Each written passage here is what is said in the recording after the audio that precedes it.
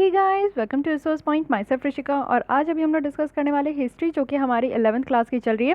और ये तमिलनाडु की बुक है। ओके, ये तमिलनाडु की आपकी बुक देखने को मिलेगी। तो इसकी फर्स्ट लेसन हम लोग ऑलरेडी डिस्कस कर चुके हैं, जो कि कल हम लोग जोग्राफिकल फीचर्स देखे थे कि हिस्ट्री पढ़ने के लिए हम लोग को किस तरीके से अपने कंट्री को पहले जानना ज़रूरी है।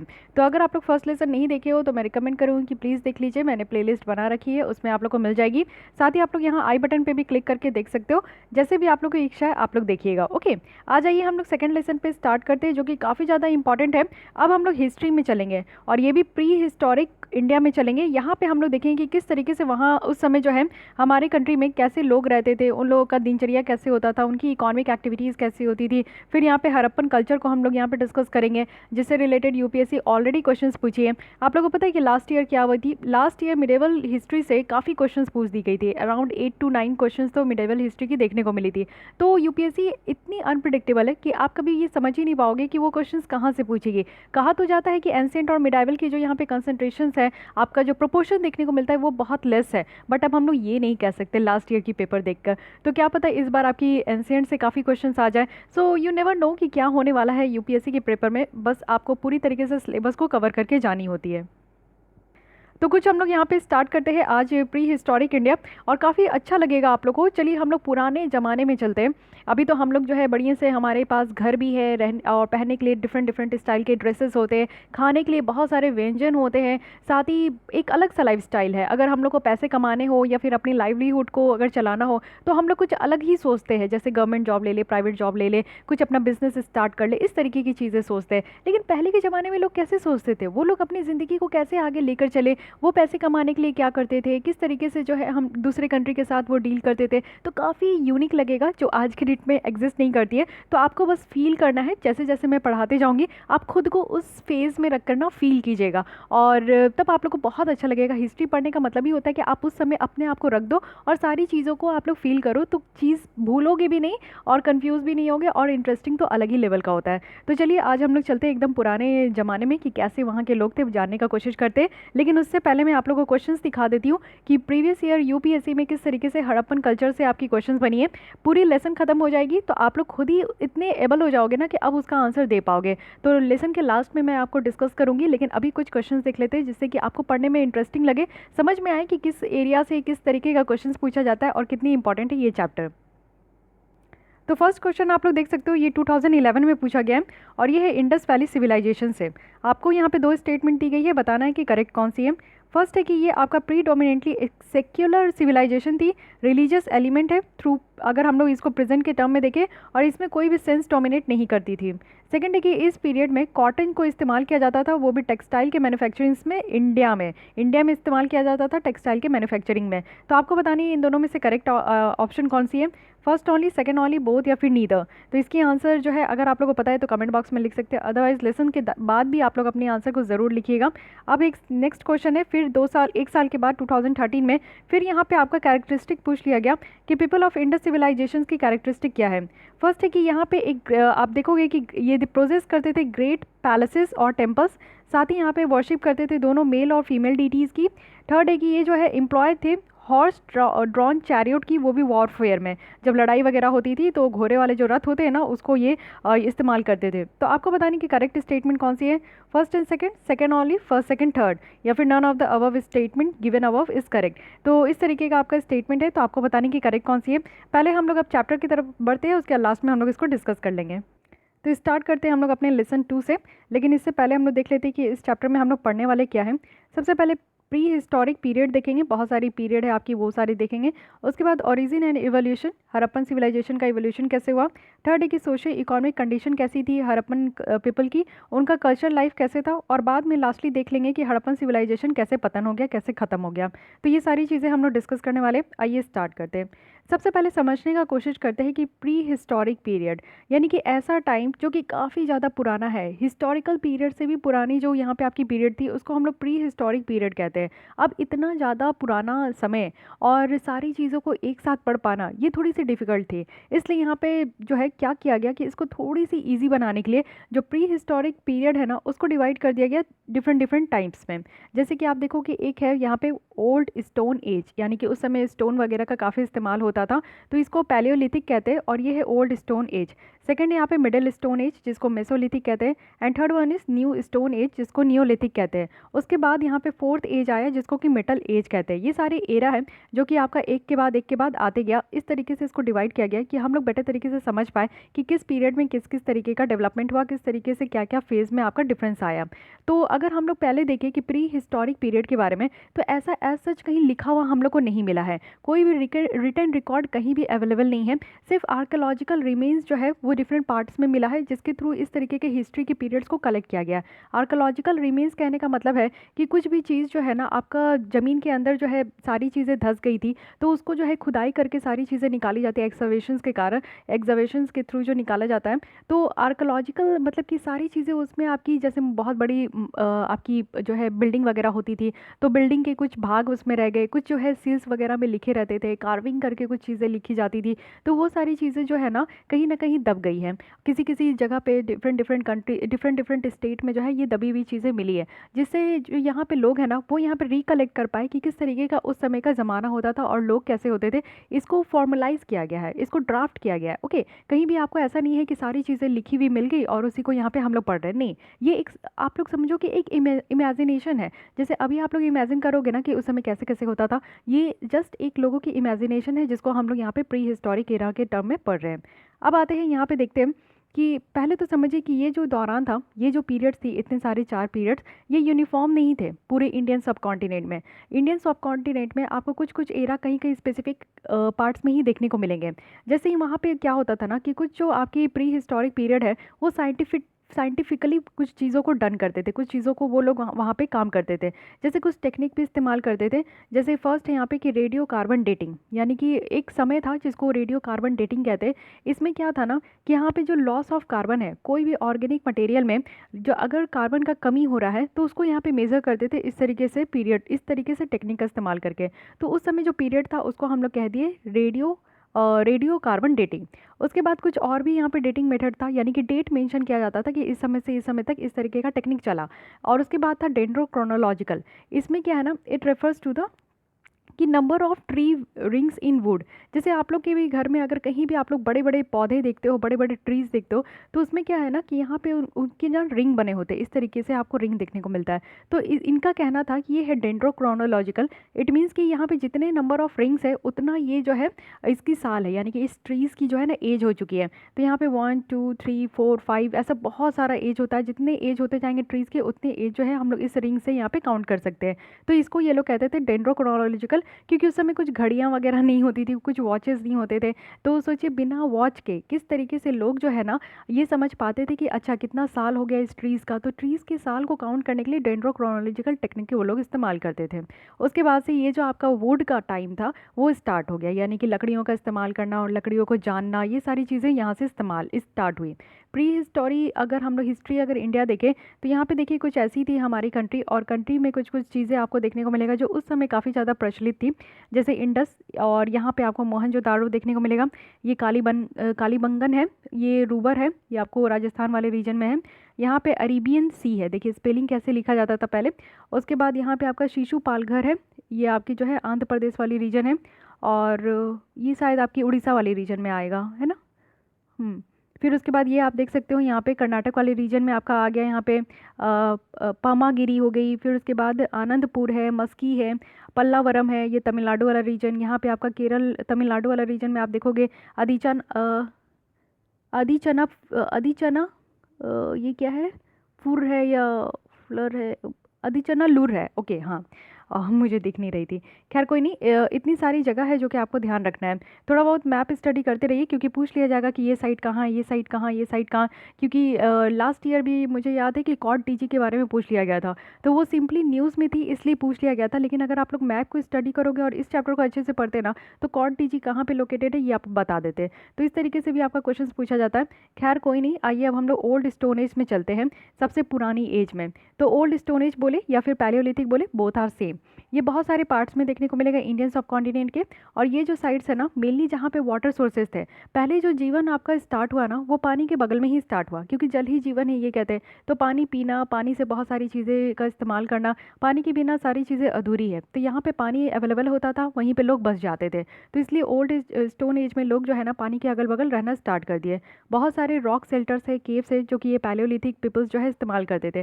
सोचिए घर नहीं है, आप लोग किसी केव वगैरह में रहते हैं। अभी जहाँ पे पूजा वूजा करने जाते हैं ना, कोई मंदिर होते हैं जो कि पत्थरों को काट के बनाया जाता है, तो उस केव में रहना उस तरीके का रहा जाता था लोग। और वो लोग जो है रेयरली हट वगैरह झोपड़ी वगैरह बना के, जो भी पत्तों से होते थे।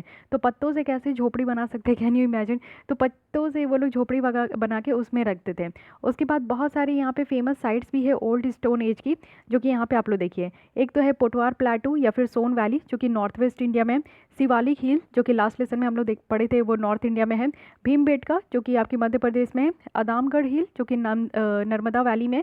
कुर्नूल आपको आंध्र प्रदेश में देखने को मिलेगा। और ये अटीरम्पंग, ये आपको चेन्नई में देखने को मिलेगी।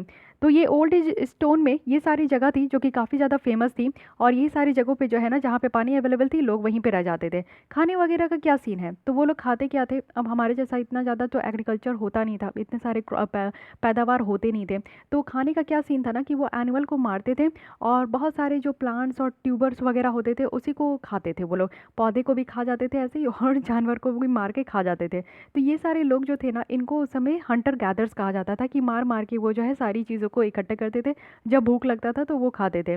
और मारने के लिए वो क्या इस्तेमाल करते थे, उस समय तो ऐसा नहीं था कि पिस्टल वगैरह गन वगैरह अवेलेबल है। तो उस समय वो लोग स्टोन टूल को इस्तेमाल करते थे। इस तरीके की कुछ पत्थर हुआ करती थी जिससे कि वो मारते थे। हैंड साइज है, हाथ में अच्छे से आ जाता था उस टाइप का यहाँ पे जो है आपका स्टोन वगैरह यूज़ होता था। कुछ स्टोन इम्प्लीमेंट अगर देखें तो हार्ड रॉक पे भी किया जाता था, जिसको क्वार्टजाइट कहते हैं। लार्ज पेबल्स है, जो कि यहाँ पे रिवर टेरेस पे भी पाई जाती है, नदियों के किनारे भी आपको देखने को मिलेगा, क्योंकि बड़े बड़े पत्थर पाए जाते हैं। तो उससे भी ये लोग इस्तेमाल करते थे। बड़े बड़े जानवरों को हंट करने के लिए जो है ना उनको काफ़ी एफर्ट्स लगाना पड़ता था। ऑब्वियस है, छोटे जानवर तो तुरंत मर जाते हैं, लेकिन बड़े जानवरों को इस तरीके से पत्थर से पीट पीट के मारने में काफ़ी ज़्यादा टाइम लगता था। तो ये सारी चीज़ें स्टोन एज में होती थी। यानी कि स्टोन एज कहने का ही मतलब है कि उनका पूरा लाइफ जो है ना ये स्टोन से ही है, कि वो स्टोन वाले घर में रहते थे, यानी कि कार्व करके जो पत्थरों का आपका जो हिस्सा है उसमें वो रहते थे। स्टोन से इस्तेमाल करके वो खाना गैदर करते थे। तो उनका जो तरीका था जीने का वो काफ़ी मॉडिफाइड हुआ धीरे धीरे। जैसे टाइम पास होते गया वो अपना दिमाग का इस्तेमाल करते गए और अपने लाइफ को थोड़ा ईज़ करने का कोशिश किए।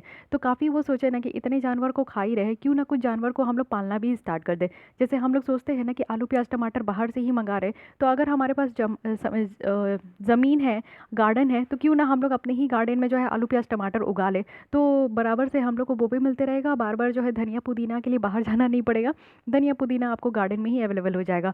तो उसी तरीके से ये लोग भी सोचे कि इतने जानवर को हम लोग खाते हैं, डेली मारना, मतलब समझ सकते हो कि 3-4 टाइम जो है मारते रहना हो, उसके बाद जो है खाना, तो इट्स टू टफ। तो वो लोग जो है एनिमल को डोमेस्टिकेट करना ही स्टार्ट कर दिए, यानी कि पालन ही करना स्टार्ट कर दिए। फिर उसके बाद जो है कुछ पॉट वगैरह लेकर आए, जिसमें कि कुछ पौधे भी वो लोग उगाना स्टार्ट किए, कि जब भूख लगे तो घर का ही है उठा के खा लो। तो इस तरीके का काम करना स्टार्ट किए। तो आप लोग देखिए कि जानवर को डोमेस्टिकेट करना कब से स्टार्ट हुआ, स्टोन एज से ही स्टार्ट हो चुका था। कुछ फ्यू अगर स्टोन एज पेंटिंग देखें तो वो भी है, यानी कि स्टोन में जो है ना आपका स्टोन एज पेंटिंग भी था। जैसे कि भीमबेटका हो गया, अदर प्लेसेस हो गए, वहाँ पे आपको स्टोन एज पेंटिंग भी देखने को मिलेगा। ये पीरियड कब की थी, तो आप देख सकते हो कि 10,000 BC से भी पहले की ये पीरियड है, जिसको यहाँ पे स्टोन एज कहा जा रहा है, ओल्ड स्टोन एज। तो आइए कुछ मैप में भी जगह देख लेते हैं। ये आप लोग देखिए स्टोन जो पेंटिंग है वो यहाँ पे आपका कहाँ है, भीमबेटका में है, जो कि भीमबेटका आपको कहाँ देखने को मिलेगा, मध्य प्रदेश वाले रीजन में। कुर्नूल है आंध्र प्रदेश वाले रीजन में, कुर्नूल केव्स है, तो ये भी ध्यान रखिएगा। होंगसी है यहीं पे आंध्र प्रदेश वाले रीजन में। कुछ और रीजन हम लोग देख लेते हैं जो कि उस समय आपका प्री हिस्टोरिक टाइम में काफ़ी ज़्यादा रहता था। तो ये परियामपल्ली है जो कि तमिलनाडु में है, कुर्नूल केव्स आपकी यहाँ पे आंध्र प्रदेश में है। फिर उसके बाद होंगशी है, होंगशी आपको कर्नाटक वाले रीजन में देखने को मिलेगा। ओके, यहाँ पे क्लियर हो गया। देन हालूर है, उसके बाद भीमबेटका है, महागरा है, कोडिलवा है और चिरांड है। मेरघर आप लोग देख सकते हो कि ये पाकिस्तान वाले रीजन में है मेलघर। जम्मू कश्मीर वाले रीजन में आपका कौन सा है, तो बुरजा होम। और ये दाजोली आपका जो है यहाँ पे हो गया ये नॉर्थ ईस्ट वाले रीजन में। तो ये भी ध्यान रखिएगा। तो इस तरीके से मैप भी देखते रहिएगा ना, तो जगह को क्या होता है ना कि जगह से रिलेटेड भी काफ़ी क्वेश्चंस पूछा जाता है, तो हिस्ट्री में आप इजीली टैकल कर सकते हो। और एक और न्यूज़ कि इस तरीके से अब हमारी PT 365 की लेसन स्टार्ट होने वाली है। एक गवर्नमेंट स्कीम्स की आ चुकी है, क्योंकि गवर्नमेंट स्कीम्स की 3-4 लेसन मैं ले चुकी थी, तो उसी की एक्सटेंट है। ओके, तो अब यहाँ पे मैं पब्लिश नहीं करने वाली कि विजन आइज की मैगजीन्स कहाँ हैं, क्योंकि सारी मुझे हाइड करनी पड़ी। विजन आइज की तरफ से मुझे वार्निंग मिली है कि मैं उनकी PDF को इस्तेमाल ना करूँ। तो कोई बात नहीं, अब हम लोग PPT के फॉर्म में यहाँ पे पढ़ने वाले हैं। तो काफ़ी आप लोग क्वेश्चन कर रहे हो, मैं आप लोग को जवाब देने की कोशिश कर रही हूँ अब तक, लेकिन काफ़ी लोगों की अभी भी क्वेरीज खत्म नहीं हुई है। लेकिन प्लीज़ समझने का कोशिश कीजिए कि मैं इस तरीके से आपकी PT 365 ही पूरी करा सकती हूँ। और अगर आप लोग को पुरानी लेसन्स चाहिए तो आप लोग प्लीज़ मेरे टेलीग्राम चैनल को ज्वाइन कर लीजिए, जहाँ ऑलरेडी मैंने लिंक सबकी शेयर कर रखी थी। तो वहाँ पे आप लोग को सारी लेसन की लिंक मिल जाएगी, आप लोग वहाँ से जाके देख सकते हो। मैं ऐसे तो अभी प्रोवाइड नहीं कर पाऊँगी, थोड़ी सी अगर कोरोना वायरस की जो सिचुएशन है वो नॉर्मलाइज हो जाती है तो उनकी भी कोचिंग जब ओपन हो जाएगी, क्योंकि वो लोग कुछ ऑनलाइन अपना फ्रेम कर रहे होंगे, तो इसलिए भी हम लोग को साइड करने का कोशिश की। बट कोई ना, इट्स ओके, ये जेन्युइन रीज़न है। तो अगर कोरोना वायरस से थोड़ा सा अगर रिलीफ मिलता है तो उसके बाद ही मैं आपको प्रीवियस जितनी भी वीडियोस है मैं आपको प्रोवाइड कर दूंगी। सब मैं रखी हूँ, डिलीट नहीं की हूँ। ओके, तो लेकिन मैं इस तरीके से आप लोग को अभी लेसन प्रोवाइड करूँगी जिसमें ना ही विजन आइज का आपका टाइटल रहेगा, ना ही आपका यहाँ पे मैं कहीं भी प्रमोट करने वाली हूँ। बस बात क्या होगी कि कंटेंट विजन आइज की मैगजीन की होगी। तो ये मैं आप लोग को बार बार बता रही हूँ, प्लीज़ आप लोग समझने का कोशिश कीजिए। ओके, तो आइए अब नेक्स्ट स्टेज देखते हैं, जो कि है मिडिल स्टोन स्टेज, जिसको हम लोग मेसोलिथिक कहते हैं। तो अब हम लोग समझते हैं कि नेक्स्ट स्टेज में क्या हुआ। नेक्स्ट स्टेज में क्या हुआ कि मेसोलिथिक हुई या फिर मिडिल यहाँ पे स्टोन एज आए, यानी कि थोड़ा सा और एडवांस हो गए होंगे। तो यहाँ पे क्या था कि आपको देखने को मिलेगा कि मेसोलिथिक जो है आपकी किस किस एरिया में यहाँ पे आपकी डिपेंडेंट थी। तो गुजरात के लांगलांज में, और फिर मध्य प्रदेश में यहाँ पे आदमगढ़, और उसके बाद कुछ और प्लेस जो राजस्थान और UP और बिहार वाला रीजन है। तो मिडिल स्टोन एज जो है इन सारे स्टेट में आपका चला, यानी कि यहाँ पे लोग रहते थे। उसके बाद पेंटिंग वगैरह जो है ये देखने को मिला कि जो पत्थर वगैरह होते थे लोग वहाँ पे पेंटिंग करते थे, जिससे कि वो अपने सोशल लाइफ को दर्शाते थे। कुछ इकोनॉमिक एक्टिविटीज़ भी स्टार्ट हो गई थी। साथ ही मेसोलिथिक एज में अगर हम लोग देखें तो डिफरेंट टाइप के स्टोन टूल्स भी इस्तेमाल करने लगे थे, क्योंकि स्टोन ही उनका पूरे लाइफ को डिफाइन करता था। तो धीरे धीरे क्या किए कि वो स्टोन को ही जो है डिफरेंट डिफरेंट तरीके का इस्तेमाल करना शुरू किए। छोटे छोटे जो स्टोन थे उनको भी इस्तेमाल करते थे, जो 5 सेंटीमीटर के साइज में होते थे ना, उनको यहाँ पे माइक्रोलिथ कहा जाता था। और हंटिंग गैदरिंग पैटर्न जो उनका लाइफ था वो इस पीरियड में भी कंटिन्यू था, कि वो यहाँ पे जानवरों को मारते थे, उनको गैदर करते थे, फिर टाइम टू टाइम वो खाते थे। लेकिन पहले क्या था कि वो छोटे जानवर पे ज़्यादा डिपेंड होते थे, लेकिन अब क्या था कि वो बड़े जानवर पे ज़्यादा डिपेंड होने लगे। और क्योंकि अच्छा खासा जो है स्टोन को वो अपग्रेड कर लिए थे, अच्छे अच्छे पत्थर को वो बनाना सीख गए थे, अच्छे अच्छे पत्थर का इस्तेमाल करना सीख गए थे, तो इसलिए वो बड़े जानवरों को हंट करते थे। एक बार अच्छे से बड़े जानवरों को हंट करो, उससे क्या होगा कि आराम से जो है एक टाइम का खाना पूरा हो जाता था। तो फिशिंग वगैरह भी करने लगे। अब यहाँ पे देखिए क्या स्टार्ट हुआ इस पीरियड में, आपका स्टार्ट हुआ ना बो एंड एरो, जो धनुष होते हैं ना, धनुष जो तीर से मारते हैं, ठीक है। आई थिंक थोड़ी सी हिंदी में मुझे प्रॉब्लम होती है, तो आई थिंक उसे धनुष पता नहीं क्या कहते हैं, जो तीर से मारते हैं। तो वो बो एंड एरो भी जो है यहाँ पे आपका इस पीरियड में स्टार्ट हुआ। तो ये भी अगर आपका स्टेटमेंट बन जाएगा तो आप लोग समझिएगा, याद रखिएगा। फिर एनिमल का डोमेस्टिकेशन, तो हम लोग स्टोन एज से देख रहे थे, यहाँ भी आगे चलते गया। उसके बाद यहाँ पे हॉर्टिकल्चर और प्रिमिटिव कल्टिवेशंस भी स्टार्ट हो गई। एनिमल बोन्स जो है ना कुछ कुछ साइट्स में मिली है, जैसे कौन कौन से जानवर का, डॉग, डियर, बोर, ऑस्ट्रिच, तो ये सारे एनिमल्स हैं। साथ ही जो इनके कुछ माइक्रोलिथ्स के साथ साथ जो है ना ये ब्यूरल भी किए जाते थे, यानी कि ये जानवर जब मर जाते थे ना तो उनको दफनाया जाता था। कभी जलाने का सिस्टम अभी तक हम लोग हिस्ट्री में नहीं देखेंगे। अभी तक आप लोग देखोगे ना कि जितने भी लोग मरते थे, जानवर मरते थे, उनको दफनाया जाता था। तो दफनाने का प्रैक्टिस जो है स्टार्ट हो गया था, लेकिन उनके साथ कुछ माइक्रोलिथ्स होती थी। इट मीन्स कि स्मॉल साइज़ के पत्थर होते थे, उनके साथ इनको जो है दफनाया जाता था। तो ये सारी चीज़ें कैसे मिली, खुदाई में मिली है, ठीक है। अब ये आप ना सोचने बैठो कि मैम आप तो कहे कि कुछ भी रिटर्न नहीं था, बट इतना अच्छे से कैसे बता रहे हो। तो इतने अच्छे से इसलिए बता पा रहे हैं हम लोग यहाँ पे, क्योंकि ये सारी चीज़ें खुदाई पे मिली है। तो यहाँ पे आर्कोलॉजिस्ट जितने भी थे ना वो इसको समझ पाए और उसी हिसाब से वो यहाँ पे डिफाइन कर रहे हैं। नेक्स्ट यहाँ पे एज आया न्यूलिथिक का। तो न्यूलिथिक में क्या है ना कि ह्यूमन सिविलाइजेशन थोड़ी सी प्रोग्रेस होने लगी, ऑब्वियस है, और दिमाग लगाने लगे होंगे। तो यहाँ पे क्या था कि ये थोड़े और फैलने लगे, डिफरेंट डिफरेंट एरिया में फैलने लगे। तो कश्मीर वैली गए, उसके बाद बिहार में जो चिरांद है वहाँ गए, फिर वेलान वैली है, वेलान वैली आप लोगों को देखने को मिलेगा UP में है, और बहुत सारे जो कि आपको प्लेसेस डेक्कन में देखने को मिलेगा। तो आप लोग देख रहे हो कि नॉर्थ रीजन में अभी ज़्यादा लोग रह रहे हैं, क्योंकि पानी है, क्योंकि गंगा रिवर है वहाँ पे, इंडस रिवर है, इसलिए यहाँ पे रिवर के ही अगल बगल लोग यहाँ पे बस रहे हैं। जो इंपॉर्टेंट न्यूलिथिक साइट्स आप लोग देखोगे तो कुछ कुछ याद रखना ज़रूरी है, क्या पता क्वेश्चन पूछा जाए। तो मास्की है, ब्रह्मगिरी है, हालूर है, कोडेकाल है जो कि कर्नाटक की है, पेरियामपल्ली है तमिलनाडु की, और उतनूर है आपकी आंध्र प्रदेश की। कुछ इनकी कैरेक्टरिस्टिक देख लेते। इनका काम था एग्रीकल्चर का प्रैक्टिस करना। अब यहाँ पे न्यूलिथिक में क्या है कि वो खेती बाड़ी भी सीख गए थे, खेती बाड़ी का कुछ कुछ वो लोग प्रैक्टिस करते थे। जानवर को जो डोमेस्टिकेशन है यानी कि पालन पोषण वो अभी भी जारी है। कुछ स्टोन टूल्स को वो पॉलिश भी करने लगे थे, यानी कि और अच्छे तरीके से उसका इस्तेमाल करने के लिए वो जो है उसको शेप दे रहे थे। और पॉटरी यानी कि पॉट बनाने का भी मैन्युफैक्चरिंग स्टार्ट हो गया था। तो ये चीज़ देखिए कि न्यूलिथिक में कितनी सारी चीज़ें यहाँ पे स्टार्ट हो गई। साथ ही साथ प्लांट की भी यहाँ पे कल्टीवेशन होने लगा, जानवरों की डोमेस्टिकेशन होने लगी। तो इससे एक धीरे धीरे क्या हुआ ना कि लोगों का समूह बनते गया, विलेज जैसा फॉर्म होने लगे। जो लोग क्या करते थे कि मान लीजिए कि 2-3 लोग हैं, 2-3 फैमिली है, तो एक फैमिली को देखकर दूसरे फैमिली भी यही काम करने लगे। क्या कर रहे थे कि जानवरों को पालने पोसने लगे, पॉट बनाने लगे, उसमें कुछ पौधे को वो लोग उगाने लगे जिससे कि वो खा सके। साथ ही साथ उनका जो यहाँ पे एग्रीकल्चर का प्रैक्टिस है वो भी स्टार्ट होने लगा। तो सारे जो कुछ कुछ लोग जो थे ना वो लोग यहाँ पे मिल गए और एक विलेज कम्युनिटी जैसा जो है एक आपका बनने लगा।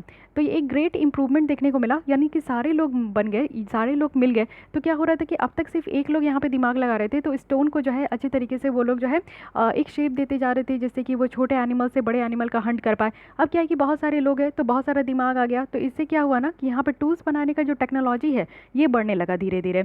इक्विपमेंट लोगों के द्वारा इस्तेमाल करने में ये लोग बढ़ने लगे। कुछ टूल्स को जो है अब ये पॉलिश भी करने लगे और साथ ही काफ़ी अच्छा इफेक्टिव टूल बना लेते थे जिससे सही तरीके से वो लोग बड़े जानवरों को हंट भी कर पाते थे और अच्छे से ट्रीज़ को काट भी पाते थे। तो उसको जो है ना रगड़ रगड़ के जो कहते हैं ना कि पूरी पॉलिश कर करके जो है अच्छे तरीके का टूल्स बनाना सीख गए थे। अब क्या था कि अभी तक तो वो लीव्स के यानी कि पत्ते के जो हट थे उसमें रह रहे थे। अब क्या है कि यहाँ पे जो है मड ब्रिक जो हाउसेस है वो बनाना स्टार्ट हो गया था। तो ये किस में है आपका न्यूलिथिक में। ओके, व्हील्स वगैरह स्टार्ट हो गई थी वो भी पॉटरी बनाने के लिए। और पॉटरी जो है वो कुकिंग वगैरह के लिए यूज़ होता था, यानी कि बड़े बड़े पॉट बनाया गया जिसमें कि यहाँ पे कुक किया जा रहा था। पहले जो है कच्चे जानवर खा लेते थे, अब शायद यहाँ पे जो है थोड़ा बहुत पका के जानवर खाते थे। और साथ ही जो फूड ग्रेन्स है जैसे कि जंगलों में जाके ये लोग फूड वगैरह लेकर आते थे तो उसको भी स्टोर करने के लिए इस तरीके का पॉट बनाया गया। तो अगर आप लोग सोचो कि पॉटरी ही क्यों बनाया गया, सबसे पहले पॉट ही बनाना क्यों सीखे, तो पॉट बनाया इसीलिए गया क्योंकि एक तो लोग जो है यहाँ पे कुछ पका बका के खाना स्टार्ट कर रहे थे। अभी तक ऐसा नहीं है कि पका के खा रहे थे, लेकिन पॉटरी को मेनली यहाँ पे कुकिंग के लिए, कुछ कुकिंग पर्पज़ के लिए और फूड ग्रेन रखने के लिए इस्तेमाल किया गया। साथ ही यहाँ पे जो आपका ब्यूरल का जो प्रैक्टिस था वो आगे बढ़ता गया और कॉफिन यूज़ करने लगे, यानी कि जो भी डेड होते थे चाहे एनिमल हो चाहे ह्यूमन बींग हो तो उनको दफनाने के लिए ना कॉफिन वगैरह इस्तेमाल करने लगे। इस तरीके का आपका होता है। साथ ही यहाँ पे एग्रीकल्चर प्रैक्टिस और ज़्यादा इंप्रूव होने लगी। ठीक है, उसके बाद क्या है कि और क्या क्या ये लोग उगाने लगे, वीट, बार्ली, राइस, मिलेट, ये सारी चीज़ें कल्टिवेट होने लगी, वो भी डिफरेंट एरिया में और डिफरेंट पॉइंट ऑफ टाइम में। राइस कल्टिवेशन काफ़ी ज़्यादा एक्सटेंसिव थी ईस्टर्न इंडिया में, इसलिए आज भी देखते हो कि राइस कल्टिवेशन बहुत ज़्यादा होता है बिहार और झारखंड वाले रीजन में।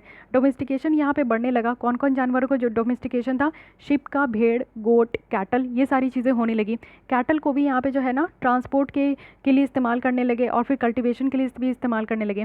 जो न्यूलिथिक एज के लोग थे ना वो कपड़े इस्तेमाल करने लगे, वो भी कॉटन और ऊल से बने हुए। तो ये भी आप याद रखिएगा, जब शिप को वो लोग डोमेस्टिकेट करने लगे तो शिप से जो यहाँ पे ऊल निकलने लगा यहाँ पे आपका भेड़ से, तो उससे जो है ना ये लोग कपड़े बनाकर जो है कपड़े पहनना भी इस्तेमाल किए। मतलब समझिए कि इससे पहले जो है वो लोग कपड़े नहीं पहन रहे थे, न्यूलिथिक एज जो है ना कपड़े भी बना के पहनना स्टार्ट कर दिए थे। तो ये सारी जब जिस जिस एज में आपकी न्यू न्यू चीज़ स्टार्ट हुई है ना उसको कहीं ना कहीं पॉइंट आउट करते जाइए। अब आते हैं हमारा लास्ट एज जिसको हम लोग मेटल एज कहते हैं। तो न्यूलिथिक जो पीरियड है इसमें आपका चारकोलिथिक पीरियड के बाद मतलब कि इससे फॉलोड हुआ है जिसको कॉपर स्टोन एज भी कहते हैं, जहाँ पे कॉपर और ब्रॉन्ज जो है अब इस्तेमाल होने लगा। मेटल एज है यानी कि आप लोग समझ जाइए कि यहाँ से मेटल का इस्तेमाल जो है बढ़ने लगा। और इसमें कौन कौन सी मेटल सबसे पहले आई, तो कॉपर और ब्रॉन्ज है। तो न्यू टेक्नोलॉजी जो है वो यहाँ पे इस्तेमाल हो गया, अच्छे अच्छे जो है मेटल आर्टिफैक्ट्स जो है उसको क्राफ्ट करने लगे। इंपॉर्टेंट डेवलपमेंट हुआ ह्यूमन सिविलाइजेशन को लेकर। लेकिन जो स्टोन का यूज़ था ना वो अभी तक ख़त्म नहीं हुआ था। डिफरेंट डिफरेंट टेक्नोलॉजी तो वो लोग इस्तेमाल कर रहे थे, लेकिन स्टोन के यूज़ को अभी भी आगे चल रहा था। साथ ही साथ यहाँ पे आप लोग देखोगे, एक सेकेंड, कि चालकोलिथिक कल्चर्स में क्या था ना कि रिवर वैली में ये बढ़ रहे थे और हड़प्पन कल्चर जो है इसको कंसीडर किया गया चालकोलिथिक कल्चर में। तो मिडल एज के बाद क्या आया, चालकोलिथिक कल्चर आया, जिसमें हमारी कौन सी कल्चर निकल कर आई, तो हड़प्पन कल्चर निकल कर आई। साउथ इंडिया में आप देखोगे जो यहाँ पे गोदावरी, कृष्णा, तुंगभद्रा, पिन्नर और जो यहाँ पे कावेरी की रिवर है वहाँ पे भी फार्मिंग जो कम्युनिटीज़ है वो धीरे धीरे आपकी जो है चालकोलिथिक एज में वो वहाँ पे अपना जो है कहते हैं ना कि इस्टेब्लिश होने लगी थी।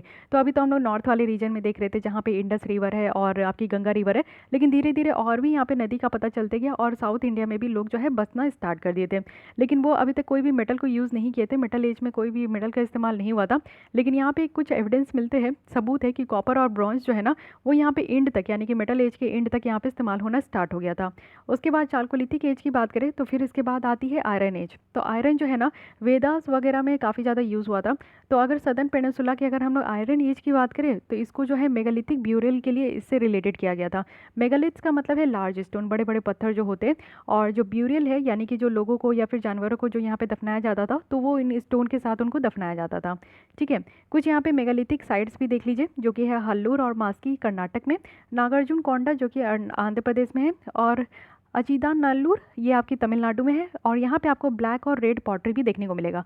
पॉटरी तो स्टार्ट हो गया था हमारे नियोलिथिक एज में, लेकिन उसके बाद जो है उसको और कलरफुल करना स्टार्ट कर दिए थे, कुछ रेड और ब्लैक जो पॉटरी है उसका इस्तेमाल होना स्टार्ट हो गया था।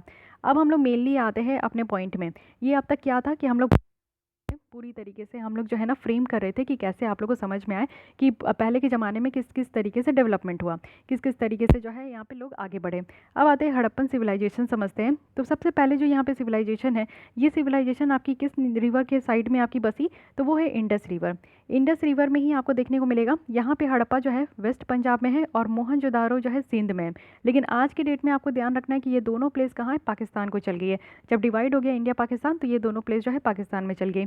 जो फाइंडिंग है दोनों सिटीज़ का जो ये पता चला, ये सिविलाइजेशन के रूप में आया, इसलिए इसको इंडस वैली सिविलाइजेशन कहते हैं। बाद में ये सिविलाइजेशन का जो है नाम को थोड़ा सा मॉडिफाई किया गया और इसको इंडस सिविलाइजेशन कहा गया, क्योंकि बहुत सारे दूसरे साइट्स भी जो है यहाँ पे डिस्कवर होने लगे थोड़ा दिन के बाद। लेकिन बाद में इसको लास्टली यहाँ पे हड़प्पन सिविलाइजेशन कहा जाने लगा, क्योंकि यहाँ पे जो है ना ये पहली बार जो है हड़प्पा जगह पे इसको आपका निकल कर आया था ये, इसलिए उसी के नाम पे इसको सिविलाइजेशन सभ्यता कह दिया गया। कुछ इंपॉर्टेंट साइट्स देख लेते हैं। अगर इसमें हम लोग देखें तो बहुत सारे साइट्स एग्जीक्यूटिव हुए हैं, एग्जावेटेड हुए, ठीक है, यानी कि खुदाई से बहुत सारे साइट निकले, जैसे कि कॉट दीजी है। तो कॉट दीजी यही लास्ट टाइम आपका पूछा गया था, ये सिंध में, सॉरी मैं शायद राजस्थान बोल दी होंगी, ये सिंध में, लेकिन आज के डेट में भी आपको देखने को मिलेगा वहाँ पे। कालीबंगन है राजस्थान में, रूपर है पंजाब में। तो ये सारी एरिया भी आपको ध्यान रखना है। अब रुकिए यहाँ पे देख लीजिए पहले हड़प्पन कल्चर, तो आप लोग को और ज़्यादा तरीके से यहाँ पे समझ में आएगा। ये मैप भी देखते रहिए जिससे कि आप लोग यहाँ पे समझ पाओ कि कहाँ कहाँ कौन सी रीजन है। अब यहाँ पे हमारी तो इस तरीके से डिवाइड हो गई है, ठीक है, ये इंडिया पाकिस्तान का बॉर्डर ही समझिए। ये लोथल एरिया है जो कि गुजरात वाले एरिया में, ये कालीबंगन है, ये रूपर है जो कि आपको राजस्थान वाले एरिया में देखने को मिलेगा।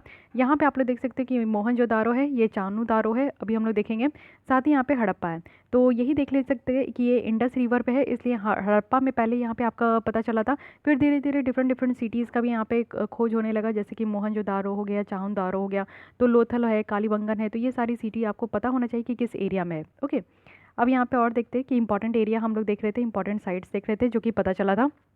उसके बाद है यहाँ पे बानावाली जो कि हरियाणा में है, लोथल, सुरकोटाडा और धोलावीरा, ये सारी जो है गुजरात में। तो किस किस जगह पे ये सारी सिटी है, इसको प्लीज़ रट्टा मार लीजिए, काफ़ी ज़्यादा इंपॉर्टेंट है। लेकिन इसमें से भी आपको पता होना चाहिए कि जो लार्जेस्ट सिटी है वो यहाँ पे आपका जो है ना, the largest city can approximately 100 hectares का साइज में है। और लार्जेस्ट सिटीज़ आप लोग इंडस सिटी में देखोगे तो मोहनजोदारो है, और एस्टिमेट किया जाता है कि 200 हेक्टेयर्स तक इसकी एरिया है, यानी कि लैंड है, ठीक है। तो ये भी ध्यान रखना है। अब आते हैं, देखते हैं किस तरीके से ये जो है इंडस वैली सिविलाइजेशन या हड़प्पा सिविलाइजेशन कैसे निकल कर आई, एवोल्यूशन कैसे हुआ। तो आर्कोलॉजिकल जो थे वो काफ़ी ज़्यादा खुदाई कर रहे थे, और लास्ट 8 डिकेड में जो है कुछ वो यहाँ पे रिवील किए कि यहाँ पे हड़प्पन कल्चर का भी डेवलपमेंट हुआ है। एक ऐसी सभ्यता वहाँ पे स्थित थी जो कि बहुत ज़्यादा फली फूली, और उससे जो है आगे आने वाले जितना भी हमारी जो लोग हैं उनको काफ़ी ज़्यादा यहाँ से जो है नॉलेज में मिला। तो हड़प्पन कुछ ऐसी कल्चर थी, उनका ये कहना था कि कुछ तो ऐसी कल्चर थी जो उस समय एग्जिस्ट कर रही थी। तो 4 डिफरेंट यहाँ पे स्टेजेस दिखाया गया है इनके एवोल्यूशन का। ये क्या क्या है, प्री हड़प्पन, अर्ली हड़प्पन और मैच्योर हड़प्पन, फिर लेट हड़प्पन। तो प्री हड़प्पन स्टेज जो है ये हमारे बालूचिस्तान, यानी कि जो ईस्टर्न बालूचिस्तान वाला एरिया है वहाँ पे ये आपका था। और एग्जावेशन से यहाँ पे पता चला है कि ये मेहरगढ़ से 150 माइल्स है, वो भी नॉर्थ वेस्ट ऑफ मोहनजोदारो में। तो इतना ज़्यादा आपको लोकेशन का ये नहीं ध्यान देना है। बालूचिस्तान में था प्री हड़प्पन स्टेज, ये आपको ध्यान रखना है। अर्ली हड़प्पन स्टेज की बात करूँ तो लोग यहाँ पे जो है ना विलेजेस में रहते थे, यानी कि गांव वगैरह में रहते थे, और काफ़ी अच्छे से यहाँ पे ग्रोथ भी हुआ था टाउन वगैरह का, और ट्रांजिशन हुआ था। यहाँ पे आप लोग ध्यान रखिएगा, अर्ली हड़प्पन स्टेज में ही जो है यहाँ पे आपका लोग रूरल से अर्बन लाइफ जैसा जो है ट्रांजिशंस करने लगे थे। और यहाँ पे अमरी, कोट डिजीज जो है ना, आज की भी डेट में आपका एविडेंस कहाँ पे रहा है, तो अर्ली हड़प्पन स्टेजेस में रही है।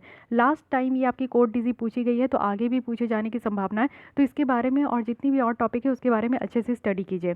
मैच्योर काली हड़प्पन स्टेज में देखें तो यहाँ पे बहुत बड़े बड़े सिटीज़ यहाँ पे निकल गए थे, कालीबंगन भी यहीं से निकल कर आई थी, और टाउन प्लानिंग और अर्बन फीचर्स भी यहाँ पे आपका निकलने लगा था। लेट हड़प्पन स्टेज में देखें तो यहाँ पे दिखाया गया है कि किस तरीके से इंडियन इंडस कल्चर का जो है आपका पतन होना स्टार्ट हो गया। एग्जीबिशन हुआ था लोथल का, तो लोथल का आपका जो है सबसे लास्ट वाले स्टेज में, यानी कि लेट हड़प्पन स्टेज में यहाँ पे आपका निकल कर आया। और लोथल कहाँ है? गुजरात वाली एरिया में। तो लोथल जो है बहुत ही लास्ट में ये पाया गया था, पता चला इसका। और यहाँ पे काफ़ी ज़्यादा ब्रिक वॉल है, लंबे लंबे बड़े बड़े वॉल हैं। लोथल जो है आज की भी डेट में आपको देखने को ये मिलेगा कि व्यापार भी बहुत ज़्यादा होता है, और पहले भी जो है ये व्यापार होता था लोथल से, वो भी हड़प्पन सिविलाइजेशन में। और यहाँ पे मेसोपोटामिया के बहुत सारे लोग थे जिनके बीच में यहाँ पे आपका ट्रेड वगैरह होता था। तो ये 4 ऐसी हड़प्पन स्टेज है जिसको आपको पता होना चाहिए, और हर एक स्टेज में किस किस तरीके का डेवलपमेंट हुआ है, किस किस तरीके की चेंजेस हुई है, ये आप लोग ज़रूर ध्यान में रखिएगा। अब आते हैं डेट ऑफ हड़प्पन कल्चर, यानी कि देख लेते हैं कब कब यहाँ पे कौन कौन सी डेट है। सर जॉन मार्शल जो है 1931 में उन्होंने यहाँ पे एस्टिमेट करी थी कि जो यहाँ पे ऑक्यूपेशन है मोहनजोदारो का, वो यहाँ पे 3250 और 2750 बीसी के बीच में है। तो न्यू साइट्स भी यहाँ पे काफ़ी डिस्कवर्ड हुए थे। हड़प्पन कल्चर की जो डेट है उसको भी मॉडिफाई किया गया था। जो रेडियो कार्बन मेथड है जो हम लोग स्टार्टिंग में पढ़े थे, उसकी भी यहाँ पे फिक्स हो पाएगी कि एक्यूरेट डेट क्या है। तो ये सारी डेट यहाँ पे आपका निकल कर आया। तो ये तो इतना इंपॉर्टेंट नहीं है, इंपॉर्टेंट क्या है कि सैलिएंट फीचर्स आपको पता होना चाहिए कि हड़प्पन कल्चर किस तरीके से वहाँ पे फ्लरिश हो रही थी और उसकी फीचर्स क्या क्या है। सबसे पहले टाउन प्लानिंग। टाउन प्लानिंग कहने का मतलब है कि किस तरीके से कहाँ पे क्या क्या होना चाहिए, कैसे घर वगैरह होना चाहिए। आप लोगों को पता है कि पहले के ज़माने में आप देखोगे कि बहुत बड़े बड़े जो है महल वगैरह होते थे, उसको हम लोग आज की डेट में डुप्लेक्स कहते हैं। तो पहले के ज़माने में महल होते थे, नहाने के लिए अलग से एक शानदार बाथरूम वगैरह हुआ करता था, महिलाओं के लिए अलग से होती थी। तो बहुत सारी जो है अलग अलग तरीके का आपको जो है देखने को मिलता है। तो ये सारी चीज़ें जो है ना, प्लानिंग पहले के ज़माने में क्या होता था ना कि हर कुछ प्लानिंग करके ही सारी चीज़ें बनाई जाती थी। तो हड़प्पन कल्चर जो है उसको हम लोग टाउन प्लानिंग से यहाँ पे डिस्टिंग्विश करते हैं। ग्रिड सिस्टम देखने को मिलेगा क्योंकि यहाँ पे स्ट्रीट थे, लेन्स वगैरह थे, जैसे कि गली वगैरह सब कुछ जो है यहाँ पे बनाया गया था। हड़प्पा बोले, मोहनजोदारो है, कालीबंगन है, हर कोई अपनी ही सिटाडेल वो बिल्ड कर रहे थे। अब ये सिटाडेल है क्या? सिटाडेल क्या होता था ना कि पहले भी समय में आप लोग देखते थे कि आक्रमण होता था, वॉर होती थी। तो तो इस तरीके का अगर आप लोग वॉर वाला देखे हो, अगर आपने ये पद्मावत देखा है तो उसमें बहुत अच्छी तरीके से आप लोगों को पता चलेगा कि जब वॉर होता था ना, तो उस महल के सारे लोग जो है एक सिटाडेल होता था, यानी कि एक ऐसा रूम बनाया जाता था जिसमें कोई भी तरीके का वॉर हो जाए ना तो लोग सुरक्षित होते थे। इतना स्ट्रांग और इतना अच्छे तरीके से जो है सिटाडेल बनाया जाता था। तो हर एक जो सिटी में आपका जितने भी महल होते थे तो उसमें एक अलग से एक रूम बनाया जाता था जिसमें कि वॉर हो तो लोगों को कोई नुकसान नहीं होते थे। वॉर के टाइम में लोग जो है सिटाडेल में जाकर छुप जाते थे। तो ये हाई पोडियम की होती थी, मड ब्रिक से इसको बनाया जाता था। तो यहाँ पे हर एक सिटी का अपना खुद का एक सिटाडेल होता था जो कि ब्रिक वगैरह से बनाते थे। लार्ज स्केल यूज़ होता था, यानी कि जो आपकी जली हुई लकड़ी होती थी ना उससे ये इस्तेमाल करते थे। काफ़ी ज़्यादा वो मजबूत होता है बनाने में। और लेकिन अब यहाँ पे देखिए कि स्टोन बिल्डिंग का अभी भी यहाँ पे एब्सेंस है। ठीक है, हड़प्पन कल्चर में अभी तक स्टोन बिल्डिंग स्टार्ट नहीं हुआ है। ब्रिक्स वगैरह से ये लोग जो है अपनी महल को बनाते थे। कुछ और रिमार्केबल अगर फीचर्स देखें तो यहाँ पे अंडरग्राउंड ड्रेनेज सिस्टम होती थी जो कि सारे हाउसेस को कनेक्ट करती थी, स्ट्रीट ड्रेन जैसा। जैसे कि आज की डेट में गली है ना, गली से क्या होता है कि हम लोग देखते हैं कि एक घर से दूसरे घर को कनेक्ट किया जाता था। लेकिन इसी तरीके से पहले के ज़माने में क्या था ना कि ये तो आपके वाटर रिवर जो है उसके बगल में ये लोग बसते थे। तो उस समय जो है ना अंडरग्राउंड घर से ही जो है इस तरीके का नली बनाया जाता था जिसमें कि पानी फ्लो होती थी और एक घर से दूसरे घर को ये कनेक्ट भी किया जाता था। ठीक है, तो जरा सोच के देखिए कि किस तरीके की उस समय घर होती थी, किस तरीके का उनका रहने का स्टाइल होता था। मोस्ट इंपॉर्टेंट अगर पब्लिक प्लेस मोहनजोदारो की देखें तो ये ग्रेट बाथ है। ग्रेट बाथ बहुत ही बड़ी है, बहुत ही ज़्यादा फेमस थी। एक सेकंड, इसकी पिक्चर भी थी, हाँ ये रही ग्रेट बाथ की। तो देख सकते हैं कि नहाने के लिए इस तरीके का जो है स्ट्रक्चर बनाया गया है। तो ये तो बहुत ही यूनिक सी चीज़ है। इतनी सीढ़ियाँ चढ़ो, इतनी सीढ़ियाँ आओ, फिर आप लोग यहाँ पर नहा सकते हो। तो इतनी लंबे लंबे ऊँची ऊँची दीवारें होती थी कि आप लोग खुले में भी नहाओ तो आप लोग को कोई देख ना सके। तो इस तरीके का जो है यहाँ पे आपका नहाने का जो है ग्रेट बाथ बना था, जिसकी आप लोग यहाँ पे मेजरमेंट भी ध्यान रखिएगा, क्या पता यूपीएससी का दिमाग फिर और पूछ ले। तो 39 फीट है और लेंथ है, 23 फीट ब्रेथ है और 8 फीट जो है आपकी डेप्थ है। तो 39 इंटू 23 इंटू 8, इस तरीके से ज़रूर याद रख लीजिएगा। उसके बाद यहाँ पे जो है एक अलग से चेंजिंग रूम भी होता था, यानी कि जहाँ पे आप कपड़े वगैरह बदल सको। जो बाथ का जो फ्लोर होता था वो बर्न्ड ब्रिक से बनाया जाता था। तो ये सारी तो ठीक है। इसकी एक लार्जेस्ट बिल्डिंग जो थी मोहनजोदारो में वो ग्रैंडरी भी थी। तो ग्रैंडरी जहाँ पे आपकी जो फूड वगैरह अनाज वगैरह रखने का जो जगह होता था ना, उसके लिए एक बड़ा सा ग्रैंडरी भी बनाते थे, जिसको आज के डेट में हम लोग कोल्ड स्टोरेज या फिर वेयर हाउस ये सारी नाम देते हैं। तो इसमें भी आप देख सकते हो कितनी बड़ी थी, 150 फीट लेंथ थी, 50 फीट ब्रेडेड थी। तो इस तरीके से ये रूम भी बनाया जाता था। लेकिन जो हड़प्पा के सिटाडेल है ना, वो यहाँ पे आपको देखने को मिलेगा, we find as many as 6 granary, यानी कि इतने बड़े बड़े एक ग्रेनरी के आप लोग यहाँ पे लेंथ ब्रेडेड देख सकते हो। ऐसे 6 को मिलाकर ना एक हड़प्पा की सिटाडेल थी, यानी कि इतने बड़े थे कि वॉर के टाइम में सारे लोग वहीं जाके छुप जाते थे। अब हड़प्पा में इकोनॉमिक लाइफ कैसी थी, तो ज़रा चलिए अब हम लोग इकोनॉमिक लाइफ को भी फील कर लेते हैं। तो ग्रेट प्रोग्रेस देखने को मिला, यानी कि इकोनॉमिक एक्टिविटी में काफ़ी अच्छे से ये लोग जो है अपने आप को और ज़्यादा प्रोग्रेस कर पाए। क्या हुआ कि एग्रीकल्चर तो स्टार्ट हो ही गया था, तो एग्रीकल्चर भी अच्छे तरीके से स्टार्ट करने लगे, और दूसरे दूसरे जितने भी है जैसे वीट बार्ली, इनका मेन क्रॉप था। इसके साथ साथ सीसेम मस्टर्ड और कॉटन, ये सारी चीज़ भी वो लोग बनाने लगे थे। इंडस्ट्री हो गई, क्राफ्ट हो गई, ट्रेड हो गई, इन सारी चीज़ों पर भी ध्यान लगने लगा था इनका। इंडस्ट्री वगैरह, सॉरी, उद्योग वगैरह बनाने लगे थे, जिससे क्या होगा कि वो लोग कुछ चीज़ों को मैन्युफैक्चर कर सके। ट्रेड वगैरह अपने अपने ही जो विलेज रहते थे उसी में एक दूसरे के साथ वो लोग ट्रेड करते थे। सरप्लस ग्रेन को भी वो ग्रैंडरीज वगैरह में छुपा के रखते थे, यानी कि उनका भी एक अपना जो है कोल्ड स्टोरेज था जिसमें कि वो रखते थे। एनिमल्स उस समय कौन कौन से प्रिवलेंट थे, तो शिप थी, गोट थी, बफेलो थी, जिनको उस समय जो है डोमेस्टिकेट किया जाता था। अब यहाँ पे सबसे बेसिक क्वेश्चन से ये है स्टेटमेंट कि use of horse is not yet formally establish. तो अब तक जो है घोड़े का जो इस्तेमाल है ना, वो अब तक नहीं पता चला था कि हड़प्पा सिविलाइजेशन में घोड़ों का इस्तेमाल होता था कि नहीं। इस पे भी एक क्वेश्चन आया हुआ है यूपीएससी प्रीलिम्स में, जो मुझे अभी याद आ रहा है। नंबर ऑफ अदर एनिमल्स है जिनको हंट किया जाता था, वो भी यहाँ पे फूड के लिए, जिसमें डियर भी थे। तो कौन कौन एनिमल थे, क्या क्या वो लोग जो है एग्रीकल्चर में उगाते थे, ये सारी चीज़ें ध्यान रखनी है। अब स्पेशलाइज्ड ग्रुप ऑफ आर्टिशन की बात करें तो यहाँ पे कुछ और भी लोग थे जो कि अपने तरीके से काम करते थे, व्यापार करते थे। तो और भी काम स्टार्ट हो गया था, जैसे कि आपकी गोल्ड स्मिथ है, सोनार वगैरह आ गए थे। ब्रिक मेकर है, यानी कि अच्छे से वो लोग जो है ईंट वगैरह बनाना स्टार्ट किए थे। अच्छे से जितने भी पत्थर अवेलेबल थे उनको कट करते थे। वेवर्स थे, बुनाई करते थे। बोट बिल्डर्स थे, यानी कि जहाज़ बनाना भी ये लोग स्टार्ट कर दिए थे। टेराकोटा मैन्युफैक्चरर्स थे, यानी कि टेराकोटा एक आर्किटेक्चर बनाते थे। टेराकोटा कहने का मतलब है कि जो ब्रिक वगैरह थे ना, उनको जला वला के वो लोग कुछ शेप वगैरह देते थे, जो आगे भी मैं दिखाऊंगी। तो ये सारी चीज़ें जो है और भी साथ साथ चलने लगी थी। ब्रोंज और कॉपर वेजल्स जो थे ना, वो आउटस्टैंडिंग एग्जाम्पल थी इनकी हड़प्पन मेटल क्राफ्ट की। काफ़ी अच्छे से इसका इस्तेमाल करते थे। हड़प्पन सील आप देख सकते हो कि इस तरीके से सील में जो है इस तरीके से वो लोग फिगर वगैरह बनाते थे। उसके बाद यहाँ पे गोल्ड और सिल्वर ऑर्नामेंट है, जो कि बहुत सारे प्लेसेस में पाया गया। पोट्री, यानी कि पॉट वगैरह जो है, उन लोग का तो सिद्धांत था कि पॉट वगैरह अभी भी प्लेन थे। कुछ प्लेसेस में रेड और ब्लैक कलर के पेंट हुए दिखे थे। बीड्स भी यहाँ पे मैन्युफैक्चर किया गया था, वो भी बहुत सारे प्रीशियस स्टोन के। बीड्स क्या होती थी कि आप लोग देखोगे ना कि महिलाएं हो या फिर उस समय के मेल हो, दोनों पर्सन जो है ना, इस तरीके का राउंड शेप में स्टोन वगैरह से बनाई हुई ज्वेलरी वो लोग भी पहनते थे, जिसको बीड्स कहते हैं। इंटरनल ट्रेड जो है काफ़ी ज़्यादा एक्सटेंसिव थी, यानी कि अपने आप में ही जो ट्रेड था, एक लोग से दूसरे लोग में जो है ट्रेड काफ़ी ज़्यादा होती थी। दूसरे पार्ट ऑफ इंडिया में भी होती थी, यानी कि राजस्थान से आपका गुजरात, इस तरीके से भी यहाँ पे आपका ट्रेड जो है वो बढ़ने लगा था। फॉरेन ट्रेड की बात करूँ तो वो भी आपको देखने को मिलेगा कि हड़प्पन कल्चर में ना फॉरेन ट्रेड भी था। जैसे मेसोपोटामिया के लोगों के साथ थी, अफगानिस्तान के लोगों के साथ थी। साथ ही आपको देखने को मिलेगा कि ईरान की गोल्ड थी, यानी कि ईरान वाले लोगों के साथ थी, तो ईरान की गोल्ड यहाँ पे आपकी इन सब के साथ ट्रेड होता था। कॉपर, टीन और बहुत सारे सेमी प्रीशियस स्टोन को जो है ना हम लोग इंपोर्ट करते थे। तो ईरान के सोने, कॉपर, टीन, ये सारी चीज़ों को भी हड़प्पन कल्चर में जो है इंपोर्ट किया जाता था। तो मेन एक्सपोर्ट क्या होता था, हमारी तरफ से क्या दिया जाता था, इस पर ध्यान दीजिए कि हमारी तरफ से एग्रीकल्चर प्रोडक्ट बहुत देते थे, क्योंकि हम लोग जो है एक अच्छा खासा एग्रीकल्चर प्रैक्टिस करने लगे थे।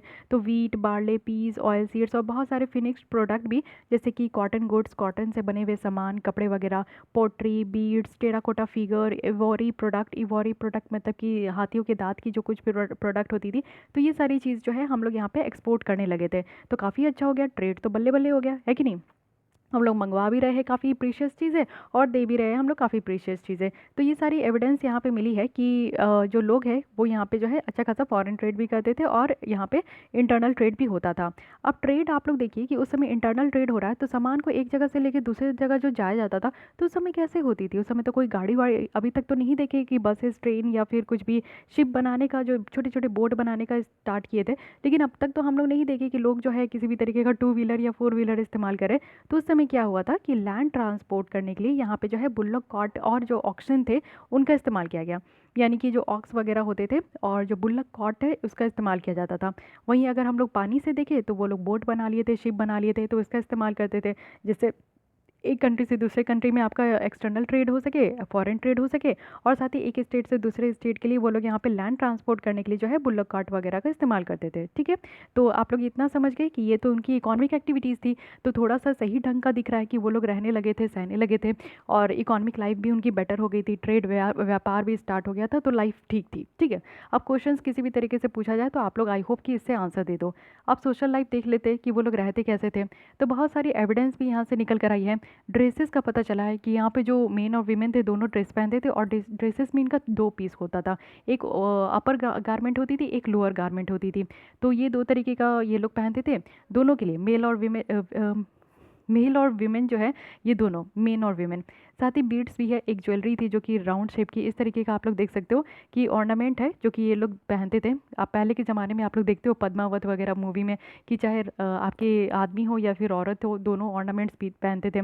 चाहे बैंगल्स हो, ब्रेसलेट हो, फिलेट्स हो, गर्ल्स हो, या फिर एंकलेट हो, ईयर हो, फिंगर रिंग हो, ये सारे जो है विमेन के द्वारा भी पहनी जाती थी। ऑर्नामेंट जो बने होते थे ना, वो यहाँ पे गोल्ड, सिल्वर, कॉपर, ब्रोंज और सीमी प्रेशियस स्टोन से बने होते थे। कॉस्मेटिक का यूज़ भी काफ़ी ज़्यादा प्रचलन में था। साथ ही बच्चों के टॉयज़ भी यहाँ पे बनाए जाते थे, जैसे कि क्ले कार्ट है, बालू वाले वगैरह से बनाए जाते थे। मार्बल्स हो गए, बॉल्स, डाइस, ये सारी चीज़ भी गेम्स के लिए काफ़ी इस्तेमाल होती थी। फिशिंग इनका रेगुलर ऑक्यूपेशन था। ठीक है, मछली आपका पकड़ना इनका रेगुलर हो गया था। लेकिन हंटिंग और बुल फाइटिंग जो है ना, ये इनका पास टाइम था। ठीक है, तो हंटिंग अब धीरे धीरे कम होने लगा था और पास टाइम बना दिए थे, लेकिन फिशिंग से इनका काफ़ी ज़्यादा पैसे वगैरह आने लगे थे। बहुत सारे स्पेसिसमैन ऑफ विमेन ऑफ वॉर भी है, जैसे एंक्सेस, स्पेयर हेड, ड्रैगर, बोज, यानी कि जब लड़ाई वगैरह भी होता था तो ये लोग इस तरीके का भी सामान इस्तेमाल करते थे। तो ये भी तैयार करके रख लिए थे कि लड़ाई वगैरह भी होगा तो वो लोग जो है उसको भी ओवरकम कर लेंगे। अब आर्ट्स देखते हैं कि इनका आर्ट्स कैसा था। अब ये देखिए, इनकी टेराकोटा जो फिगर है ना, वो इस तरीके से वो लोग मूर्ति वगैरह भी बनाने लगे थे। तो अगर आप लोग देखोगे तो सील को कार्व करके भी बनाते थे, जो कि काफ़ी अच्छी प्रोफिशिएंसी थी। उनका जो हाथ था ना, इस चीज़ में काफ़ी अच्छा बैठ चुका था कि वो लोग सील वगैरह को भी कार्व करके बहुत ब्यूटीफुली वो लोग जो है स्ट्रक्चर को बनाते थे। डांसिंग गर्ल का जो फिगर है वो भी मोहनजोदारो से ही मिला था, और ये ब्रोंज से बनी हुई है, तो इसका भी ध्यान रखिएगा। इसमें इसकी स्ट्रक्चर की बात की जाती है। तो इसमें स्ट्रक्चर की बात करूँ तो इसमें क्या है ना कि राइट हैंड जो है वो आपके हिप में है, इस रेस्ट है। वहीं लेफ्ट आर्म की बात करूँ तो वो बैंगल से कवर्ड है, हैंग्स लूजली इन रिलैक्स पोजीशन। तो दो स्टोन स्टैचू जो है वो हड़प्पा से, एक तो है ये बैक व्यू ऑफ मैन का दिखाती है और दूसरी की है कि यहाँ पे डांसर का दिखाती है। तो एक तरीके का ये स्क्रप्चर बनाया गया है जिसमें कि दोनों है, यानी कि आदमी और औरत दोनों का यहाँ पे फिगर आपको देखने को मिलेगा। तो पॉट्स और जो जार्स था, इसको भी पेंट किया जाता था। इसमें कोई खूबसूरत डिज़ाइन और कलर्स वगैरह स्टार्ट हो गई थी करना। पेंटेड पॉटरी जो है वो बहुत अच्छे क्वालिटी के होते थे। पिक्टोरियल मोटिव्स भी यहाँ पे आपका बनाया जाता था, horizontal line, circle, leaves, plant, trees, ये सारी चीज़ों को यूज़ करके। कुछ पोट्री पीसेस आप देखोगे जो कि फिश और पीकॉक का भी यहाँ पे आपका जो है पिक्चर देखने को मिला था, यानी कि पॉट वगैरह में फिश और पीकॉक भी बनाए जाते थे। तो इनका आर्ट्स वगैरह बहुत ज़्यादा सुंदर हो गया था, बहुत अच्छे से ये लोग बनाते थे। स्क्रिप्ट की बात करें तो स्क्रिप्ट में भी आपको देखने को मिलेगा कि बहुत ही ज़्यादा स्क्रिप्ट तो यहाँ पे नहीं पता चला है, लेकिन हाँ, इनके लिखने का स्टाइल पता चला है कि ये लिखते थे राइट टू लेफ्ट। सब वेरी इंपॉर्टेंट चीज़, हम लोग कैसे लिखते हैं, लेफ्ट टू राइट लिखते। जब भी आप लोग कॉपी खोलते हो तो आप लोग यहाँ से लिखना स्टार्ट करते हो, यहाँ तक जाते हो, लेकिन ये क्या करते, उल्टा लिखते। तो ये इनका मेथड था जिसको ये बोलते थे बॉस्ट्रोफेडॉन मेथड। तो ये मेथड भी आपको ध्यान रखना है। ठीक है, फिर यहाँ पे परपोला है और इनके स्कैंडिनेवियन कलीग्स है जो कि यहाँ पे कंक्लूजन में आए थे कि जो लैंग्वेज है हड़प्पन का वो द्राविडियन था। तो लैंग्वेज भी आपको याद रखना है, वेरी इंपॉर्टेंट। द्राविडियन इनका लैंग्वेज था जिसको इस्तेमाल करते थे। फिर उसके बाद आगे आते हैं तो इनकी अगर रिलीजन की बात करें कि किनको किनको ये मानते थे, तो इनके चीफ मेल डीटी जो थे, यानी कि मेल जो आपके डीटी थे, भगवान थे, वो कौन थे, पशुपति थे। उसके बाद इनको सील में रिप्रेजेंट किया जाता था, योजिक पोर्शन में इनका बैठा हुआ, पॉस्चर में बैठा हुआ एक फोटो था, इनका सील था जिसमें 3 फेसेस है और 2 हॉर्न्स है। और साथ ही ये 4 जानवरों से सराउंड है, एलिफेंट, टाइगर, राइनो और बफेलो है। ठीक है, तो डिफरेंट डायरेक्शन में ये चारों जो है, चारों डायरेक्शन में देख रहे हैं, नॉर्थ ईस्ट, साउथ वेस्ट। उसके बाद यहाँ पे आप देखोगे कि 2 डियर जो है ना उनके फिट में भी है, यानी कि पशुपति के फिट में 2 डियर भी बैठे हुए हैं। तो ये भी याद रखना है क्योंकि ये जो मेल डीटी के बारे में आपसे डिस्क्रिप्शन भी पूछा जा सकता है, कौन कौन से एनिमल प्रेजेंट है, तो इसके बारे में भी आपको जो है पूरी तरीके से नॉलेज होनी चाहिए। अब यहाँ पे आते हैं चीफ फीमेल डीटी के बारे में। तो यहाँ पे आप लोग देखो कि मदर गॉडेस को जो है वो भी टेराकोटा फिगरिन में वो लोग यहाँ पे रिप्रेजेंट किए थे, और लिंग वर्शिप भी काफ़ी ज़्यादा प्रिवलेंट थी। ट्रीज़ और एनिमल्स को भी यहाँ पे पूजने लगे थे, हड़प्पा वाले जो है वो जानवरों और जो पेड़ वगैरह थे उसको भी पूजने लगे थे। और घोस्ट में भी बिलीव करते थे, और एविल फोर्सेज यानी कि जो बुरी आत्मा है इसको भी ये लोग बिलीव करते थे। तो ये सारी जो है इनकी रिलीजन है। बोरियल मेथड देखें, यानी कि किस तरीके से ये लोगों को दफनाते थे। तो लोगों को दफनाया जाता था, यहाँ पे वुडन कॉफिन का इस्तेमाल करने लगे थे, यानी कि आज की भी डेट में आप लोग देखोगे कि क्रिश्चियन वगैरह जो है वुडन कॉफिन का इस्तेमाल करते हैं, और मुस्लिम वगैरह भी जो है, नहीं आपके क्रिश्चियन ही मुझे ध्यान है, तो उस तरीके का वुडन कॉफिन जो है ये लोग इस्तेमाल करते थे। लेकिन हाँ, मेन प्रॉब्लम यहाँ पे आप लोग देखिए कि सती, प्रैक्टिस ऑफ सती जो है ना, इसका यहाँ पे क्लियर एविडेंस अभी तक नहीं मिला है। तो ये ध्यान रखिएगा, प्रैक्टिस ऑफ सती क्या था कि अगर किसी भी औरत की अगर मेल पार्टनर का अगर डेथ हो जाता था ना, तो उसी आग में जलकर उस समय क्या था कि महिलाओं को जो है जला दिया जाता था, या फिर उसी आदमी के साथ उनको भी जिंदा दफना दिया जाता था। तो इस तरीके की चीज़ें होती थी, लेकिन हड़प्पन कल्चर में इस तरीके का जो है अभी तक प्रमाण नहीं मिला है। तो मे बी ये स्टेटमेंट के फॉर्म में आपसे क्वेश्चंस पूछ लिया जाए, तो आप यहाँ पे केयरफुल रहिएगा। तो काफ़ी चीज़ें हम लोग देख लिए, हड़प्पन जो कल्चर थी उसको घूम के आगे हम लोग एकदम से फील कर लिए, है ना, मज़ा आया ना कि कितनी अच्छी वहाँ की इकोनॉमिक लाइफ थी। काफ़ी चीज़ें हम लोग सीखे भी कि वो लोग अपने लाइफ को कैसे बढ़ाए हैं, कैसे वो लोग जो है धीरे धीरे अपने खाने पीने का जुगाड़ किए हैं, रहने का जुगाड़ किए हैं। साथ ही साथ धीरे धीरे वो लोग बढ़ते गए, नॉर्थ इंडिया से साउथ इंडिया में बढ़ते गए, कैसे वो लोग कपड़ा भी पहनना सीखे, फिर उसके बाद व्यापार करना सीखे, इकोनॉमिक लाइफ को कितना अच्छे से बढ़ाए, हंटिंग को कम करने लगे, उसके बाद जो है वो लोग फिशिंग वगैरह पे ज़्यादा फोकस करने लगे। तो काफ़ी चीज़ें हम लोग घूम के आए ना। अब देखते हैं कि कैसे ये सारी चीज़ें ख़त्म हो गई। लेकिन ख़त्म होने का ना अभी तक कोई भी यहाँ पे आपका एक होते हैं ना कि ठोस कोई भी तरीके का सबूत ये नहीं पता चल पाया। कभी कभी तो द हिंदू में भी आपकी मुझे याद है कि लास्ट 2018 में या 19 में इस तरीके का आर्टिकल्स भी आया था कि अभी तक ये नहीं पता चल रहा है कि हड़प्पन कल्चर की जो है डिक्लाइन क्यों हुई, कैसे हुई, द मेन रीजंस इसके पीछे जो है वो अभी तक नहीं पता चला। एक यहाँ पे अनुमान लगाया जा रहा है कि नेचुरल कैलामिटीज़ हो सकती है जिसके कारण जो है सब कुछ यहाँ पे ख़त्म हो गया। शायद फ्लड आया होगा जिसमें सब कोई बह गए होंगे, क्योंकि उस समय ज़्यादा इतना अच्छा तो टेक्नोलॉजी नहीं था, लोगों को इतना अवेयरनेस नहीं था, क्योंकि पानी के अगल बगल रहते थे, तो मे भी फ्लड आ गया होगा जिसमें सब कोई डूब गए होंगे, बह गए होंगे। साथ ही यहाँ पे आप लोग देखो कि इसमें क्या है कि सॉइल की फर्टिलिटी बर्बाद हो गई, एक्सेसिव एक्सप्लॉयटेशन हुआ है, या फिर ओकेजनल अर्थक्वेक हुई है। मान लीजिए कि अर्थक्वेक हुए हैं और सारे लोग उसी में दब के मर गए। तो ये सारी रीज़न बताई जाती है, एक सोचा समझा जाना इस तरीके का एक रीज़न यहाँ पे बताया जाता है। ओके, फिर यहाँ पे ये भी देखा गया कि बहुत सारे आर्यन जो है इनके बाद जो है हमारे इंडिया में इन्वेड हुए हैं। उसके बाद जो है डिस्ट्रक्शन ऑफ फोर्ट्स जो है वो ऋग्वेद में भी यहाँ पे मेंशन्ड है। काफ़ी ह्यूमन स्केलेटन का डिस्कवरी भी हुआ है मोहनजोदाड़ो वाला एरिया में। तो ये इंडिकेट करता है कि सारी सिटीज़ जो है ना फॉरेन के द्वारा इन्वेड कर ली गई थी, फॉरेनर आए थे हमारे यहाँ। आर्यंस जो है वो सुपीरियर वेपन्स थे, साथ ही स्विफ्ट हॉर्स है जो कि यहाँ पे आप लोग देखोगे कि इस रीजन के मास्टर बन गए थे।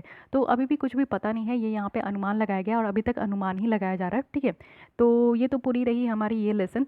तो कैसा लगा आप लोग को हड़प्पन कल्चर और सिविलाइजेशन को घूमते हुए, क्योंकि यहाँ पे हम लोग घूम ही रहे थे और फील कर रहे थे। ठीक है, हम लोग पहले लाइफ को देखे कि कैसे लोग जो है यहाँ पे आए। आज की डेट में कितनी सारी चेंजेस है, हम लोग ऐसा सोच भी नहीं सकते। जब हम लोग हिस्ट्री पढ़ते तो ऐसा लगता है दूसरे दुनिया में चले गए। तो जस्ट इमेजिन, इसी कहते हैं हिस्ट्री पढ़ना। इस तरीके से पढ़ोगे ना, खुद को वैसा फील करोगे, खुद को उस जगह पे रख के अगर पढ़ोगे तो history becomes very interesting seriously. Otherwise ये तो बोरिंग से भी बेकार है, लेकिन इस तरीके से पढ़ने से आपको इंटरेस्टिंग बनाना पड़ेगा। अब देखते हैं कि हम लोग पढ़े क्या है। सबसे पहले हम लोग देखें कि पैलियोलिथिक, नियोलिथिक, मेटल एज, ये सारी चीज़ें की फाइंडिंग देखें। उसके बाद लोगों की सोशो इकोनॉमिक लाइफ कैसी थी उस पीरियड में। फिर यहाँ पे हड़प्पन कल्चर का ओरिजिन और इवोल्यूशन कैसे हुआ। फिर उसके बाद साइलेंट फीचर्स देखे हड़प्पन सिविलाइजेशन में, जैसे कि उनकी टाउन प्लानिंग हो गई, सोशल लाइफ है, इकोनॉमिक एक्टिविटीज़ है। फिर डेट्स देखे हड़प्पन कल्चर की, साथ ही साथ डिफरेंट व्यूज़ देखे कि कैसे यहाँ पे जो है हड़प्पन सिविलाइजेशन डिक्लाइन हो गई। अब आइए कुछ क्वेश्चंस देख लेते हैं, अगर आप लोग को आंसर करनी है तो कर लीजिए, नहीं तो मन ही मन भी आप लोग यहाँ पे आंसर कर सकते हो। चालकोलिथिक एज जो है ये किस एज के द्वारा फॉलोड की जाती है ये आपको बताना है। Port city of Harappan culture ये कहाँ है, कालीबंगन, बनावली, लोथल, रूपर। और फिल इन द ब्लैंक्स है कि the most important megalithic site in Tamil Nadu is कौन सी है। Chief female deity of Harappan culture अगर बताया जाए तो ये कौन सी थी। मैच द फॉलोइंग है, कोट डीजी कहाँ है, धोलावीरा कहाँ है, कालीबंगन कहाँ है और बनावली कहाँ है, ये आपको बतानी है। ठीक है, अब आइए हम लोग यूपीएससी के प्रीवियस ईयर जो क्वेश्चंस मैं पूछी थी उसका आंसर मैं बता देती हूँ। तो अब आइए इस क्वेश्चंस को पढ़िए फिर से। अब आप लोग जो है यहाँ पे कैपेबल हो गए होंगे कि अब आप लोग आंसर दे सको। इंडस वैली सिविलाइजेशन सबसे पहले बोला जा रहा है कि प्रीडोमिनेंटली एक सेक्युलर सिविलाइजेशन थी। सेक्युलर तो थी क्योंकि आप लोग नहीं देखे हो कि यहाँ पे किसी भी एक स्पेसिफिक डीटी को ये लोग मान रहे हैं, या फिर कोई भी रिलीजन यहाँ पे आपका जो है प्रिवलेंट कर रही थी कि हिंदू ही रहेंगे, मुस्लिम ही रहेंगे, या इस तरीके का और भी ऐसा तो था नहीं। सेक्युलर सिविलाइजेशन तो थी, रिलीजियस एलिमेंट भी थी जो कि प्रेजेंट है, और यहाँ पे कोई भी तरीके का सीन जो है डोमिनेट नहीं कर रही थी। तो बिल्कुल है, कहीं से भी ये स्टेटमेंट आपको इनकरेक्ट नहीं दिखेगी। साथ ही इस पीरियड में हम लोग देखे थे कि कॉटन का इस्तेमाल होने लगा था टेक्सटाइल मैन्युफैक्चरिंग में कपड़े वगैरह बनाना इस्तेमाल कर दिए गए थे, तो ये भी बिल्कुल सही है। तो यहाँ पे कौन सी करेक्ट स्टेटमेंट हो गई, दोनों करेक्ट स्टेटमेंट हो गई, है कि नहीं। जब मैं यहाँ पे चैप्टर पढ़ा रही थी, पढ़ाने से पहले ये क्वेश्चन थोड़ा सा ट्रिकी लग रहा था कि किस तरीके का क्वेश्चन पूछ लिया गया, लेकिन अभी पढ़ने के बाद कितना ईजी लग रहा है ना। तो इसी तरीके से क्वेश्चन पूछती है यूपीएससी, बहुत ज़्यादा टफ तो क्वेश्चन नहीं पूछती अगर आप लोग चीज़ों को अच्छे तरीके से टैकल करके चलो। अब यहाँ पे इंडस वैली जो सिविलाइजेशन है उनकी हम लोग लोगों की कैरेक्टरिस्टिक देख लेते हैं। फर्स्ट स्टेटमेंट है कि यहाँ पे ग्रेट पैलेसेस और टेम्पल्स थी। सेकंड है कि ये वर्शिप करते थे दोनों के, फीमेल और मेल डिटीज़ के, बिल्कुल करेक्ट है, अभी हम लोग देखे हैं। और साथ ही साथ ये हॉर्स ड्रिवन चैरियट को भी इस्तेमाल करते थे, वो भी वॉरफेयर में। तो ऐसा कहीं आप लोग को दिखा कि इस तरीके का, हम लोग तो ये पढ़े हैं कि इंडस सिविलाइजेशन में हॉर्स की जो डोमेस्टिकेशन है इसका और हॉर्स का इस्तेमाल अभी तक ये पता नहीं चला है। तो थर्ड स्टेटमेंट तो बिल्कुल ही इनकरेक्ट है, तो आप लोग ये छोड़ दीजिए। सेकंड यहाँ पे करेक्ट है, तो ये अब हम लोग को फर्स्ट पता करना होगा कि ये करेक्ट है कि नहीं करेक्ट है, तो ये भी नहीं हो सकता। तो यहाँ पे क्या है कि ग्रेट पैलेसेस और टेम्पल, तो ऐसा तो हम लोग कोई टेम्पल के बारे में तो अभी तक पढ़े नहीं, अभी तक तो बस हम लोग ये पढ़े कि वो लोग बड़े बड़े महल में रहते थे, सिटाडेल के बारे में पढ़े, ग्रेनरीज के बारे में पढ़े, उनका ग्रेट बाथ के बारे में पढ़े, तो ये सारी चीज़ें पढ़े। तो फर्स्ट स्टेटमेंट भी यहाँ पे इनकरेक्ट हो गई, करेक्ट आंसर है यहाँ पे हमारी बी हो गई, ठीक है। तो इस तरीके से आप लोग जो है क्वेश्चन का आंसर निकाल पाओगे, कोई भी ज़्यादा टफ नहीं है। फर्स्ट की सी है, सेकंड की बी है। तो गाइज़ यहाँ पे हमारी ये लेसन कंप्लीट होती है। कल हम लोग थर्ड लेसन देखेंगे और इसी तरीके से PT 365 की लेसन आपको मॉर्निंग में मिलती जाएगी। आप लोग टेंशन मत लीजिए, मंथली मैगजीन की भी मिलेगी। थोड़ी सी PPT बनाने में मुझे टाइम लग रही है, बट आप लोग की लेसन यहाँ पे रुकने वाली नहीं है, ठीक है। और अगर आप लोग को मेरे से कनेक्ट होना है तो प्लीज़ आप लोग टेलीग्राम पे कनेक्ट हो जाइए, वहाँ पे आप लोग को सारे सवाल का जवाब मिल जाएगा। आप लोग को मैं बार बार बोलती हूँ, हर किसी को यहाँ पे पॉसिबल नहीं हो पाता है कि मैं आंसर करूँ, लेकिन फिर भी अभी आंसर कर रही हूँ क्योंकि आपकी क्वेरीज मैं समझ सकती हूँ कि आप लोगों को कितनी परेशानी हो रही है।